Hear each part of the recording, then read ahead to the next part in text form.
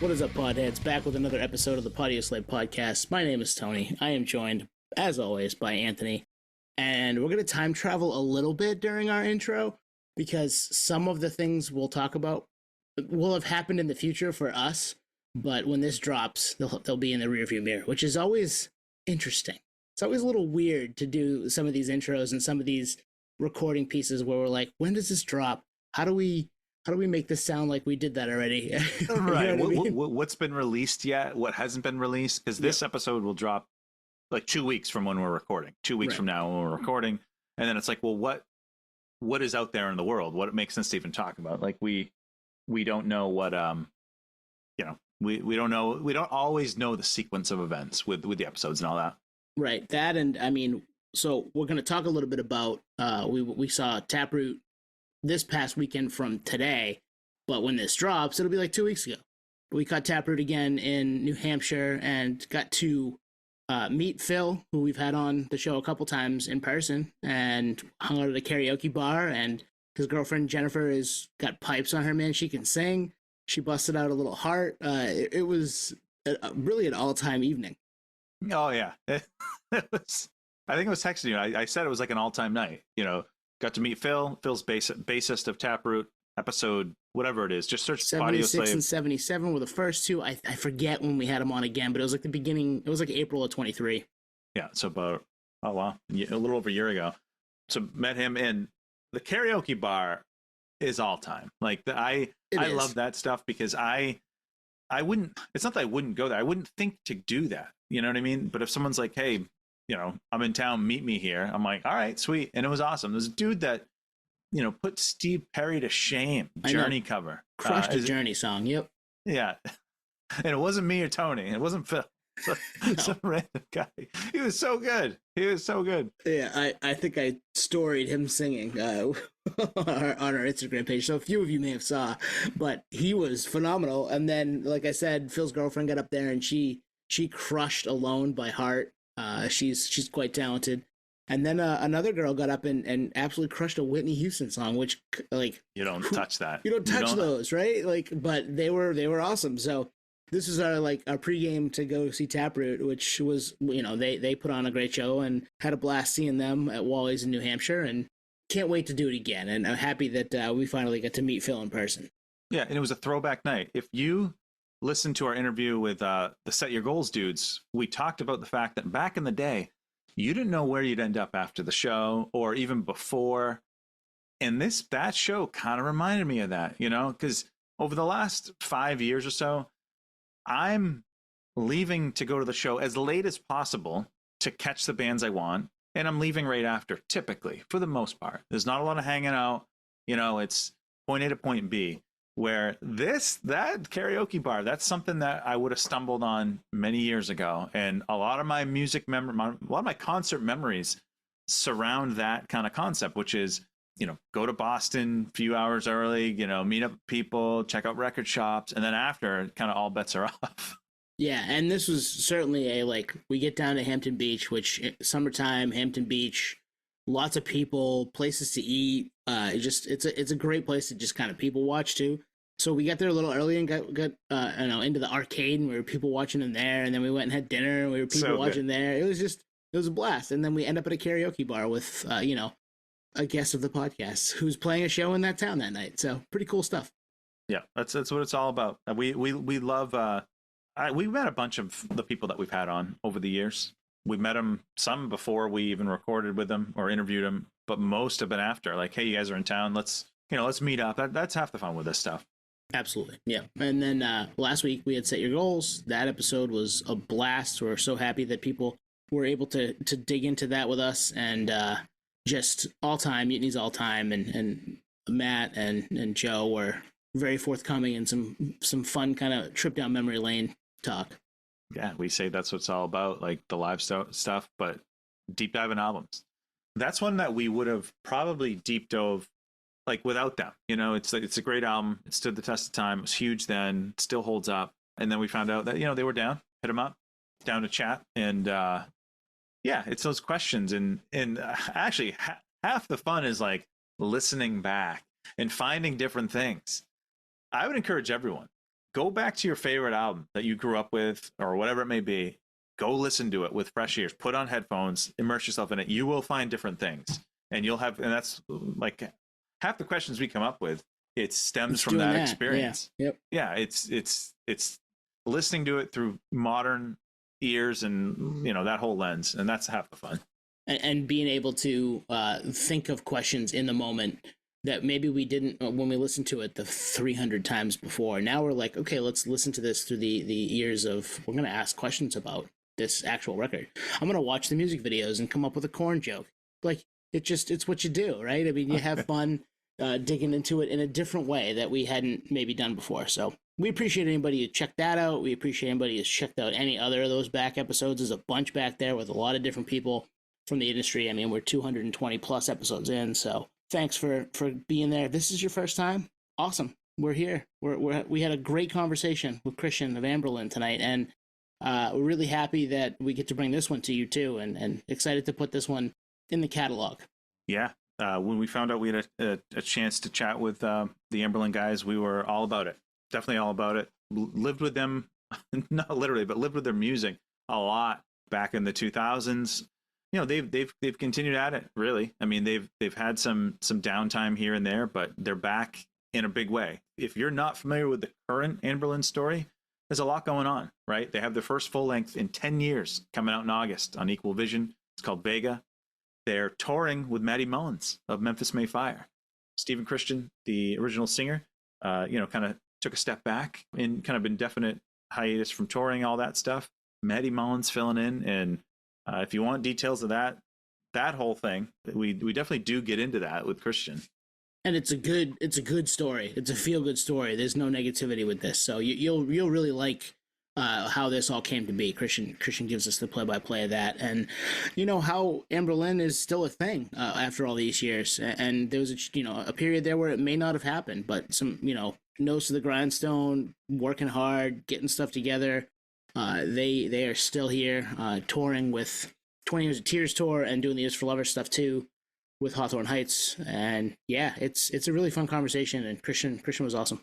Yeah, the tour. He's actually, at the time we're recording this, he's between dates. They played Detroit last night. They're playing Charleston tomorrow night. So he had an off day, but really there's no off days. They had to travel 800 miles. They're doing interviews like this. In some cases they're have to change drivers. So Anberlin is back, maybe bigger than ever. And we are definitely here for that. So I think we're going to get right into it. Here's Christian from Anberlin. Let's go. All right, Christian, Anberlin, welcome to the show. Thank you so much. Thank you for having me.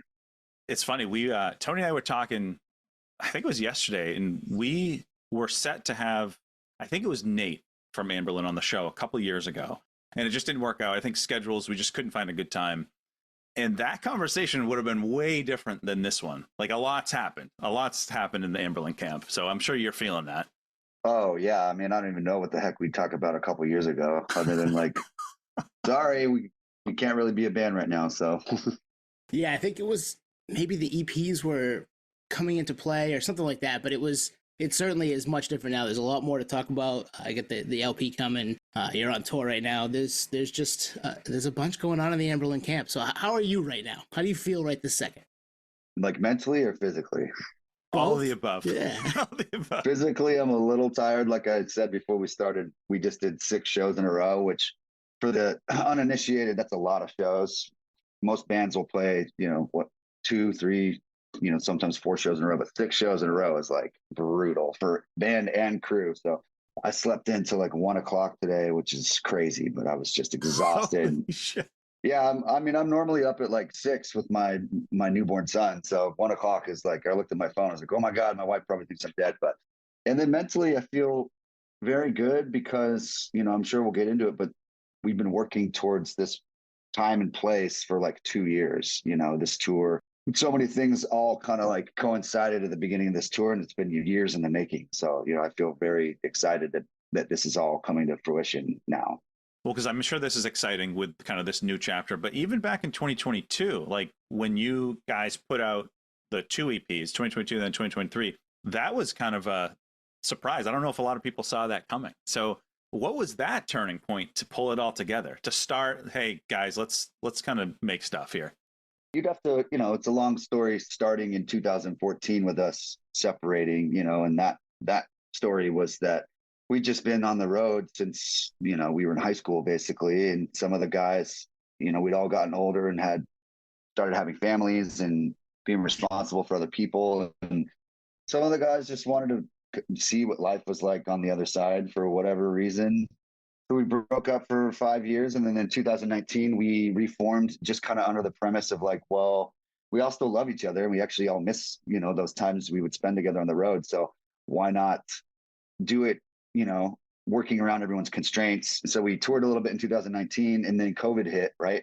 And we just kind of had to shift around what our goals were at that time. And everyone had a lot of time on their hands. So initially we weren't even considering writing new music. I think we'd liked the way we'd all tied things together back in 2014. But, during COVID, it was just kind of like, why not?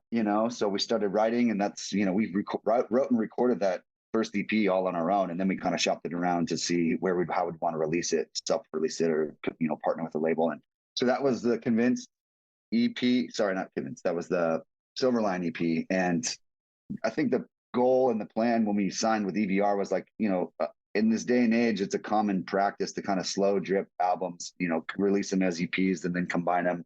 Plus more, it gives you more content to talk about rather than just like a dump of 10 songs and then people are on to the next thing a month later, right? So it just gives you more to talk about consistently. So that led to the second EP. That was always the plan, Convinced. And then, we're combining those into a full length and releasing that as an album called Vega that comes out next month with 2 new songs with our homeboy Matty Mullins singing on those songs. So how does Equal Vision come into play? Do you give it to them? Do they hear it and say, all right, let's make this happen? Once they heard the initial batch of songs, I think they knew that we, are a pretty seasoned, hardened band. So it's pretty laissez-faire, like whatever you guys want to do, like we're happy to facilitate. We're not talking about huge budgets. So, no one's taking crazy risks as far as that goes, but it's just kind of common sense. Like if Anberlin releases music, Anberlin's probably going to sell music. So, we get a pretty long, there's no leash, or they don't really have a say in what we do and don't do as far as musically, but they're just here to facilitate. I'd worked with, half of the team at EVR used to work at Rise, and I worked with that team on a release for my old band Acceptance. And so we already had a good relationship. I knew that Gordner would steer us, into thriving waters, if you will. So yeah, when you guys kind of disbanded in 2014, that whole landscape was different. You couldn't, I almost feel like you either had to be a band or not a band. You're either active or you're broken up. There was none of this middle ground of like, we're going to tour when we want to. We're going to put out music. It's on our terms. That I feel like that whole thought process and landscape has just completely flipped on its head.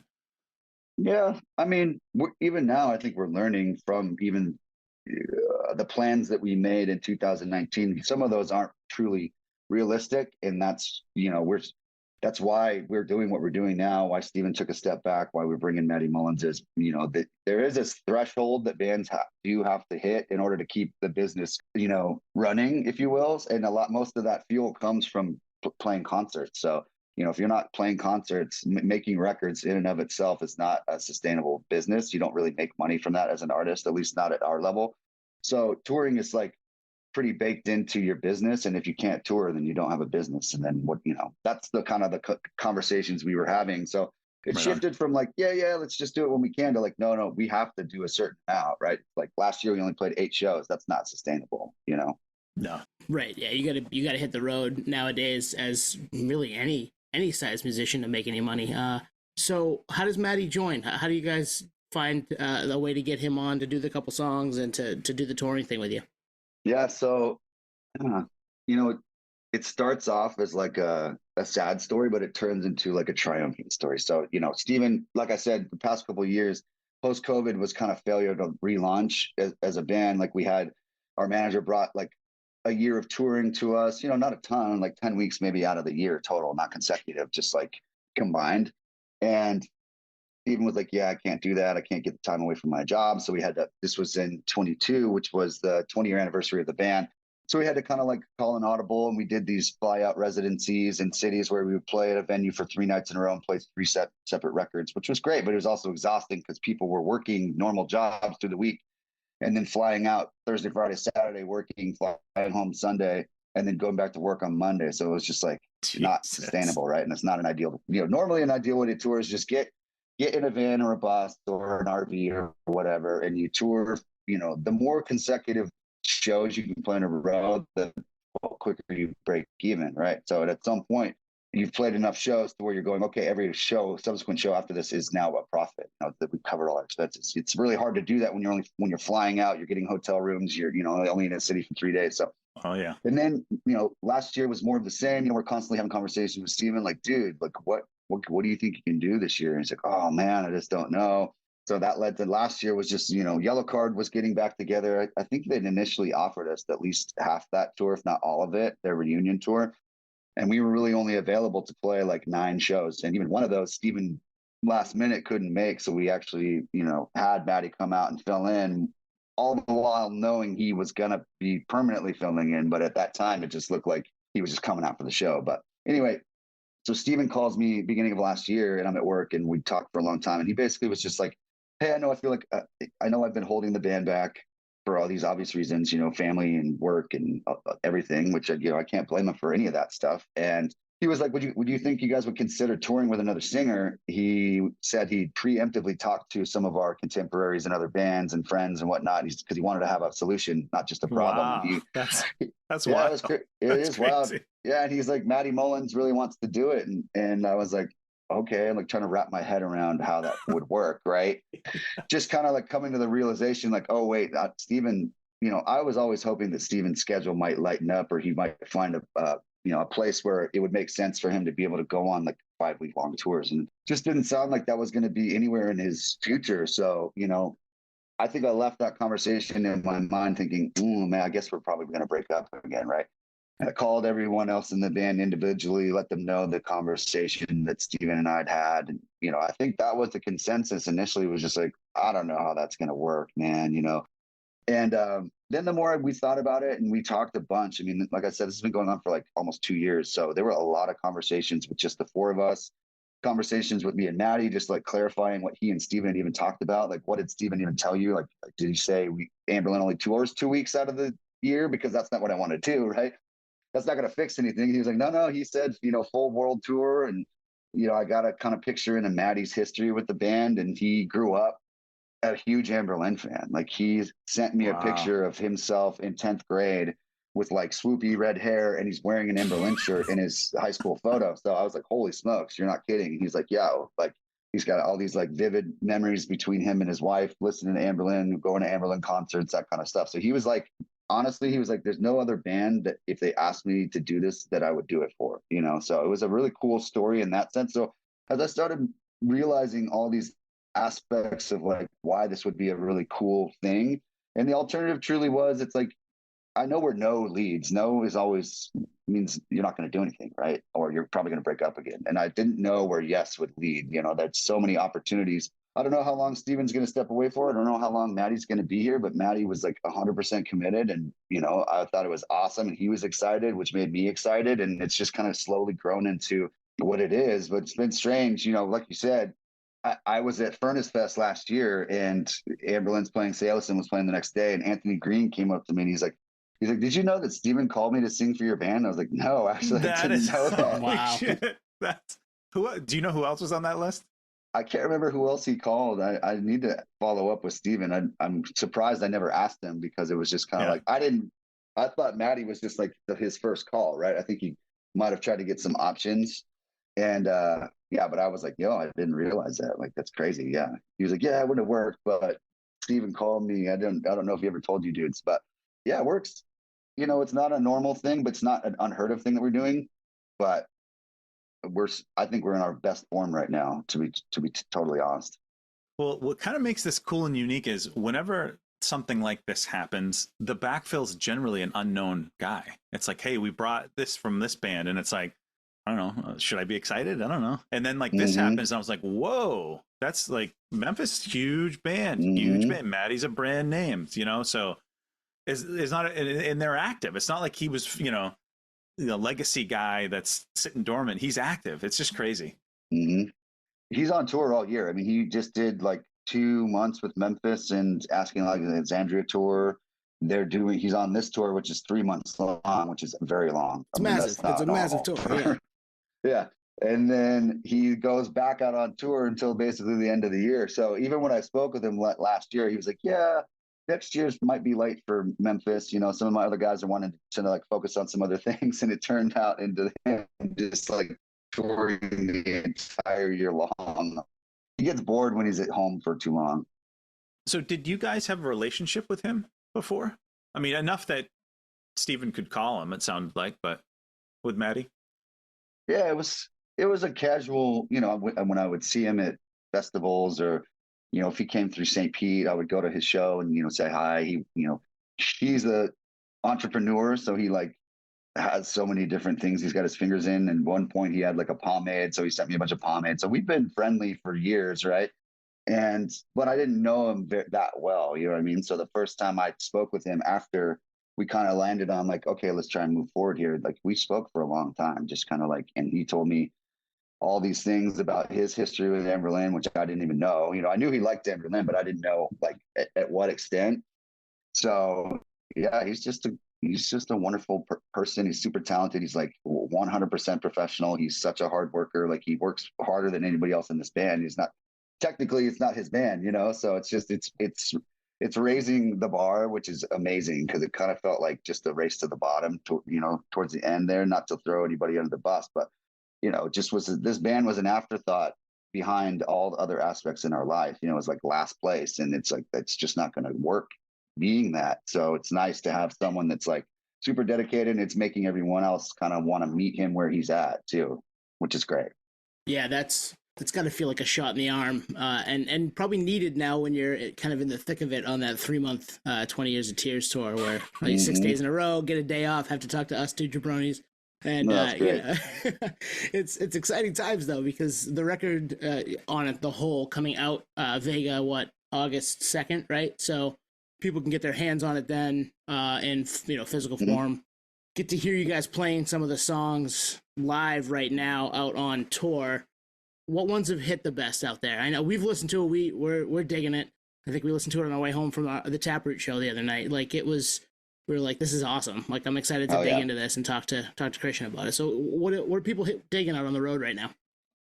We've been a band such a long time. We have such a big discography, you know what I mean? So it's always tough to try and pick a set. So, and I hate seeing bands that I've listened to my entire life and then them just play a bunch of new songs. Even if I'm familiar with them, I'm still like, there's something about the old nostalgic stuff of when you found an artist and, you want to hear them play those songs from your youth, even if those songs aren't as good as their new songs, but it's like, there's still something special about that time that you found them. So we try to do a kind of diverse mixed bag of try to hit most of our records. We know we have a good idea. You can look at Spotify and see what your top songs are. And so making sure you're including those in your set.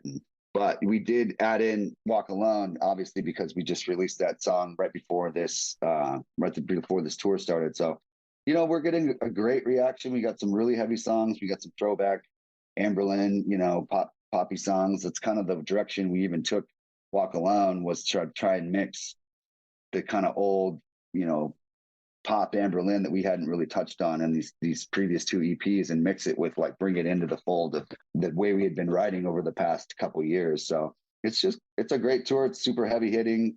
It's exhausting when you have to do it 6 days in a row. I'll tell you that much. Yeah, we just run one song into the other. But I think if you're coming out, you'll leave pretty happy with the set list that we've picked for sure. Yeah, I'm in the like the press release that went out. It was a quote from you that was like, this album's a great mix of like vintage Anberlin with like more current approach to songwriting and production. And Tony and I were talking, like, you definitely accomplished that. You 100%. And you said a word earlier, heavy. I think there's stuff that's maybe the heaviest stuff you guys have ever written. Like track 2, 7, those guitars, man. I assume that's you. Mm-hmm. Do you love that song? Because I love that song. Yeah. I love 7. Yeah, dude. We just, at every point, we're just trying to push ourselves and do, you get tired of just trying to recreate old vibes and old themes in your songwriting. So I think we've always just been slowly tuning lower and lower. You know what I mean? It's like we were in D standard or drop D standard, and then like started dabbling in some like drop C on cities. Then we went into drop B, and now we're like in drop A, and it's like Deftones. We'll be in like drop Z by album number 12.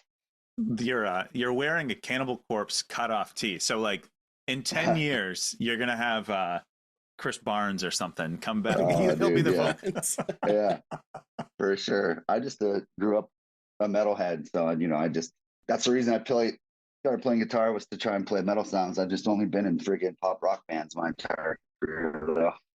But you haven't missed, man. We love Acceptance. We love the Phantoms record is one of my favorites ever, actually. So you're on the tour. You've got this coming for people to get their hands on. You've got the new songs. It's awesome that Anberlin is kind of back.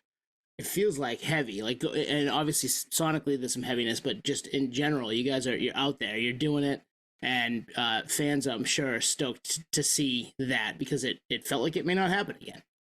Yeah, like I had said earlier, this has been a Herculean effort of trying to pull this thing out of the grave, if I'm being totally honest. Like at one point, I think we all were just like, man, we're probably trending towards breaking up again, right? And I thought, like, to myself, that if we did that a second time, I don't know that we come back from that. You know what I'm saying? Like, so I really fought for it this time.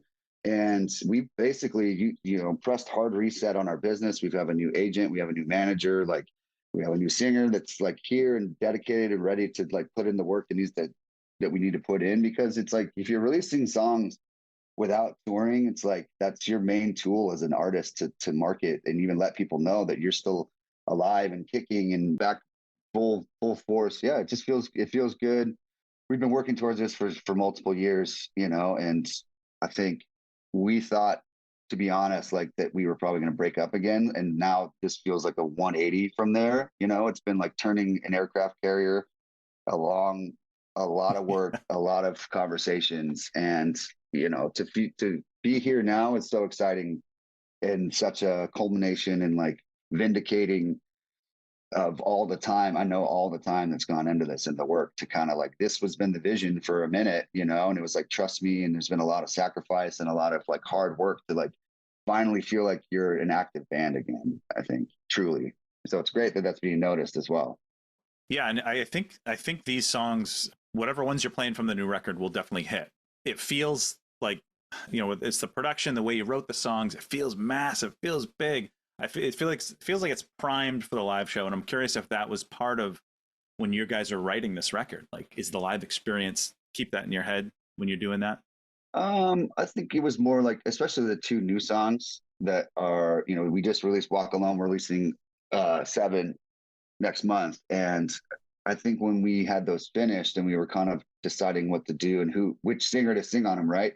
We were like, they kind of lent themselves more to Matty. And I think our initial idea was to have both of them maybe like sing back and forth, but it truly just felt like having Matty sing on these two songs would kind of stir the pot a little bit, even amongst our fans, which I think is good and bad. You just, I'd rather people talk about it than just be like, oh, it just sounds like another Anberlin song, right? It just, like, if it's very polarizing when we would release it and people are like, you said Steven was going to sing the songs and Matty's just the touring guy. I'm like, I'm sorry. Like, you don't need to know everything. Like, you know what I'm saying? Like, let us surprise you sometimes. And honestly, you should allow yourself to be surprised, because I think Matty killed it. And I can't really hear Steven on those songs, if that makes sense. So when we're writing them, I don't think live plays in anywhere there. We've got enough songs to fill a live, like, 3-hour live set. So yeah, I think we only just ever try to write like what's exciting to us. And obviously when we're writing heavy songs, we go, oh man, this is going to be fun live. Right. But I'm excited to hear those live. I know you're playing our neck of the woods in early September up in Bangor, Maine on this massive 3-month tour across the country. I don't know how anybody would miss it. It's playing just about everywhere. So you guys are crazy for going out there on this. I think it's 56-day tour essentially, right? You're playing a bunch of places and getting to see just about everywhere. So, like you said, you're day 7 here, get a day off and get to talk to us. But yeah, you're hitting everywhere, man. Everywhere but the West Coast. Right. Unfortunately, the only place I want to go. Yeah.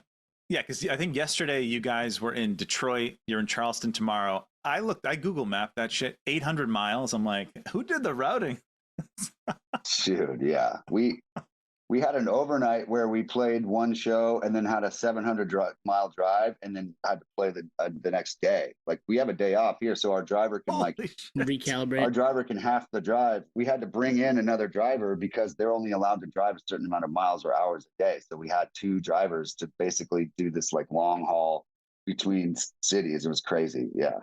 So before we started recording with you, you had said that, physically it was tough. And now I'm almost 40, so I'm a few years younger than you, and I'm already feeling it. I'll pick up my son from his crib, and I'm like, I need to do this right, or else I'm going to get hurt. So how has this been like? Because you guys obviously move around a ton on stage. Like, physically, it must be wild. Like, just to stay conditioned, maybe. Do you focus on that?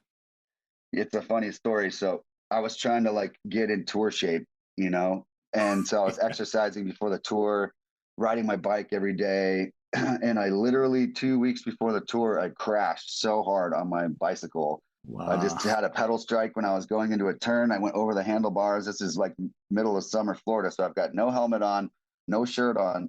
I walk through my front door, just dripping blood. My wife freaks out. She takes me to urgent care. I had to get a CT scan. I got staples in my head. I've still got this bandage on my arm because it's just still kind of a little bit of a wound here. And I don't want to rake it on my guitar, but dude, I was trying to be responsible and just like get in shape for tour. And I just like almost like canceled the tour basically. So I was unable to get into tour shape. That being said, so the first few shows are generally just like, man, you're just like about a week or so in, you kind of get into tour shape, if you will. So you're no longer having like a bang over where your head feels like it's going to fall off your shoulders and your back's not going to give out, So, and we do a lot of stretching before. So this many shows in a row, you start getting like, okay, I'm not like huffing and puffing by a second song in, Well, and probably a completely different world from, 15, 16, 17 years ago, where you probably just rolled out, played, and then on to the next place and rolled out and played, didn't worry so much about being in shape. Now you kind of have to worry about that stuff. I'm almost 40 myself, so I getting around, moving around, you have to like think about how you're going to do it, if you're especially going to do it a couple days in a row. Oh boy, yeah. Not to be honest, I'm in constant pain. So like my hips hurt, my back hurts. But it's just part of the deal. You know what I mean? It's like you play football, it's probably given your knees are going to go out, right? That's kind of where we're at. Like, I'm going to throw my hip out. Absolutely. So I got to ask you, when you crashed and there's probably blood dripping from your wrist, like that's the moneymaker. That's your moneymaker, Christian. So you're probably like, oh shit, what have I done? Yeah. What have I done? I was just like, hey, let's get an x-ray. Cause I let them know at urgent care. I was like, hey, I'm supposed to leave for tour in 2 weeks and I play guitar. This is like my, so I needed to know what I was dealing with. And if, cause there's been in the past, I used to skateboard and snowboard and all that kind of stuff. So I'd break my wrists all the time. And I'm well accustomed to playing with a cast on. I would just say, hey, you need to cut it. Oh, wow. It needs to be like this so I can at least like do this, or, hey, I've got to have a, cast on this wrist. Like, can I still strum it? Like I was trying to figure out what I needed to work with or let my band know, like, hey guys, we might need to get a fill in here for a second. So now it's Anberlin karaoke. That's awesome. So how are you approached for this tour? Because we chatted with, well, I think we might know the answer. We chatted with JT of Hawthorne Heights, 3 weeks ago or so. Yeah. And I think he was like, yeah, we want to just play with all our friends, so I assume they reached out to you guys. Yeah, so they started the Is for Lovers festival a few years ago. It might have been 2. I can't remember how many, but Anberlin played it for the first time last year. And the first one we did was Reno. And we flew in and it was just really well run and a really cool experience. And I was just so proud of the dudes. And I remember talking to them backstage, like, who came up with this? Because this is genius, right? And just hobnobbing with the dudes. And so when this, looking towards this year, they were trying to expand, maybe do more dates. And then it kind of the idea of doing like basically a tour in between the festival dates. So like all these bands on this touring package play the festival dates, right? So it's kind of the meat and potatoes of the festival. Then they bring in some other artists for the actual festival dates, but this is like the touring aspect of the Is for Lovers festivals, you know? So, and I agree with JT. It kind of felt like, yeah, it reminded me of like Warped Tour, you know, it's just all summer. You're hanging with your homies. It's a bunch of friends, you know, all these bands know each other very well, or at least are fans of each other. So it's just been awesome, to be honest. Yeah, and it's something to be said for all of these bands still active. I know you guys had a little bit of a break in there, but still active, still making music, still crushing it. In some cases 20, 25 years out, in some cases, you know, 15 to 20, whatever. That's and thriving, like all of you guys. It's really cool to see. Obviously it's stuff that we grew up on, you know, being almost 40 ourselves. We were listening to you guys back in, you know, the day that some of this stuff was happening originally, but to see that you're all touring together and crushing it still it makes us happy. Well, we can all attest that there is like a big emo resurgence movement happening right now. And I'm watching other bands, you know, like I said, we did that Yellow Card tour last year, and that tour was massive. You know, Yellow Card was bigger than they've ever been. They were drawing more people than they ever drew. So it's like there's a time and place happening right now, and a lot of artists are coming back out and looking around, going, "Oh my gosh, like we need to like get back on the road, or at least do some reunion stuff." So it's a really cool time, especially for, you know, a lot of these. Everyone's my peer, so. Yeah, that I think about this stuff. Like if Tony and I stop this podcast tomorrow, you know, just let it lay dormant, and then 10 years out, people are like, "Hey, we want more of that." I'd be like, people still give a shit? What? People still care about this? And I think for a lot of people, that's what it is. I mean, a lot of like you guys and others have been active in some capacity, but some of these reunions, it's people coming out of the woodwork. There's demand for it, and hey, why not? You know, some people aren't in for it, but I think most people are. I mean, look at Yellow Card. They played 8,000 cap venue here this summer, right? Like you said, biggest they've ever been. 100%, and I'm seeing that across the board for most of my friends' bands. And like you said, it's like there's your generation of people that listen to this music, and then there's a newer generation as well. So I'm seeing, you know, 40-year-olds. I'm seeing younger, newer fans that are now just kind of getting in. You know, I try to imagine if, like, you know, grunge all of a sudden, you know, not that it ever went away, but let's use that for example. Like it went away, but then it came back, you know, and you've got all these kids that had never listened to whoever, Alice in Chains and Nirvana and whatever. Like they would, of course, jump at the opportunity to see a bunch of those bands touring together. That's a good right? point. Yeah. Well, and some of those, like, say, 15 to 25-year-olds were influenced by your band, and now they're making music that was influenced by something that you created. So that's got to be pretty cool wild. Too. Yeah. Yeah, that aspect's very wild, because that's how I got started, right? I'd see other bands and, you know, I want to do that, you know. See, even just local bands. MXPX was a big one for me. I'd see them all the time in Seattle because they're from Bremerton, and I'd go watch their concerts and be like, that's what I want to do. These guys are the coolest dudes I've ever seen, you know? Yeah. I'm trying to put myself in like an 18-year-old shoes now. If they listen to the early 2000s era, it doesn't feel dated, you know, where like when I was that age, I listened to that old shit 20 years ago. It sounded like the 80s. To me, if I listen back to Hawthorne Heights or, you know, the Anberlin debut or whatever, it doesn't feel dated, you know? And I think it's production, modern songwriting, all that stuff. But yeah, where I'm going is like, I think the next generation is going to dig this too. Yeah, for sure. I mean, you're seeing like first wave emo resurgence in younger bands of like, you know, bands trying to sound like early Midwest emo bands, you know? And so there's these young bands. I'm like, this sounds like crap I listened to when I was in high school, you know, and these young kids playing this old style of music. It's just so fascinating how everything kind of comes full circle. Who knows when friggin' 80s is going to come back, but let's hope it doesn't. I'm kidding. To an extent, there's always a little bit of 80s tinge here and there and some stuff. I know we've covered some of that, but you're right. It's cool to see that the younger generation pulling from the stuff that maybe we grew up with or whoever else, you know. It does. There's only so many notes. I get that too, but put your own little spin on things and be out there, and you get to play with them too, which is probably pretty cool. Very cool. Yeah. So this tour runs, like I said, 56 dates. It's, you know, you guys, Hawthorne Heights, Seosin, Armor for Sleep, Cartel. And then I think there's a few that come and go, like Stick to Your Guns is in there. You get the new record, August 2nd, Vega, Equal Vision. I think that's a great home for you guys. I think it's like the middle label of everything you've been on, you know, tooth and nail to the major, you know, you come back home. Exciting time for you guys. It must be. I would imagine this is like Tony said, a shot in the arm, like a kind of a new lease on the band. Is that, I don't know if that's bad to say, but it feels like that. Like there's just a fresh kind of start for you guys.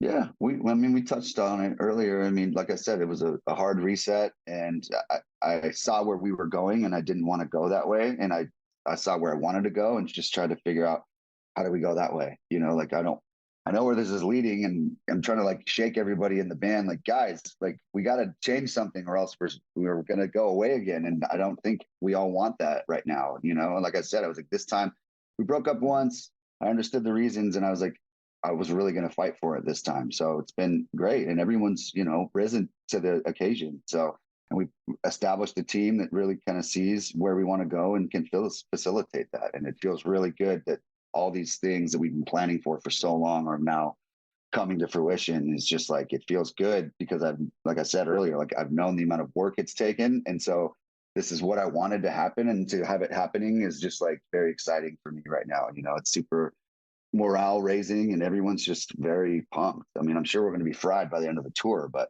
at this moment, everyone's jazzed to be here. Yeah, right.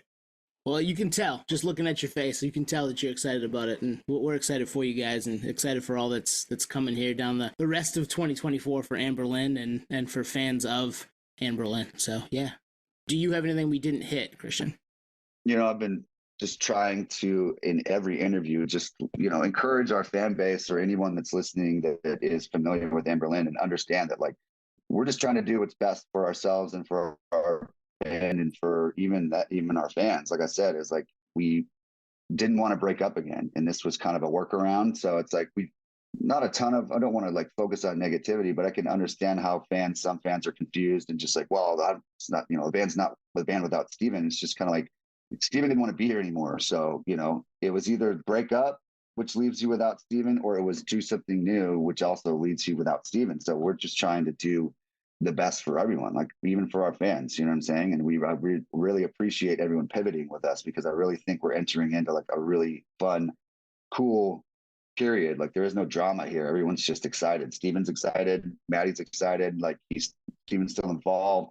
Like I said earlier, not everyone needs to know everything. So just be patient with us, because we still have, like, as much planning went into this, it's still going on. You know what I mean? So there's so much more coming in the future. There's so many fun things that we've just got in store. I don't have to spill all those beans all the time, right? Oh, yeah. Well, if I was 16 years old, I probably would have had those thoughts of like, oh my God, I can't believe. Now that I'm older, I'm like, of course. Everyone wins in this scenario. You know, if it's either it doesn't happen at all or this, and if I'm an Anberlin fan, I'm here for it. I'm definitely here for it. But yeah, 16-year-old me would have been like, what the fuck? They don't play their old stuff. You know, it's I get it. I mean, people really associate bands with lead singers. I'm not a fool to that, because that's the guy that's speaking to them. That's the guy that's writing these lyrics a lot of times that really, you know, whatever saves their lives or whatever story someone has. So I'm not naive to the fact of how important Steven's been in this band. But once again, he didn't get kicked out. He didn't quit. He's still here, and he sanctioned the whole thing. So it's like, yeah, right. He's on board. If you got the blessing of him, like let's have some fun with this, which it feels like it's going to happen. So yeah, let's have fun with it, guys. Like, come on, this is awesome. You know what I mean? This is a dream come true for Matty, and Steven gets to feel like his band's still out there building, and he can come back to it maybe bigger than it's been. You know what I'm saying? It's just a fun, like you said, everyone wins. That's what Steven said to me on the phone. He's like, I just want everyone to win. He's like, I can't tour, and we need to tour, so we're not be a band anymore. Yeah, I think the way this whole scenario is going to, it's a masterclass, I think, of how it not necessarily should be done, but could be done, and could be done well if people are on board and everyone's on board. So yeah, we're excited for all things Anberlin, right? This massive tour, the album, and we appreciate you hanging with us, Christian. Thank you, guys. Really had a good time. Awesome. Thank you. Yeah. Thanks, Christian. We'll see you soon. Thank you for listening to Podioslave. We are at Podioslave on Twitter, Instagram, TikTok, all of the places that you can find us on social media. Facebook, Podioslave Podcast. YouTube, Podioslave Podcast there. Email us at podioslavepodcast@gmail.com. And hey, if you want to become a supporter, click on the link at the bottom of the episode and give us $1, give us $5. It keeps the lights on, keeps us going. We really appreciate that stuff. Thank you.